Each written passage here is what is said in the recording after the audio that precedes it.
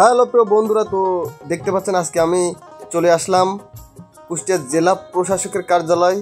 আর এখানে কি কি আছে আপনাদেরকে ঘুরে ঘুরে দেখাবো, তো দেখতে থাকুন এখানে কি কি আছে। আজকে আপনাদেরকে আমি দেখাবো এই জেলা প্রশাসকের কার্যালয় আশেপাশে কেমন এবং কতটা সুন্দর, আর এখানে কত লোকজন দেখতে আসে, ঘুরতে আসে। দেখুন, সঙ্গে থাকুন, দেখতে থাকুন।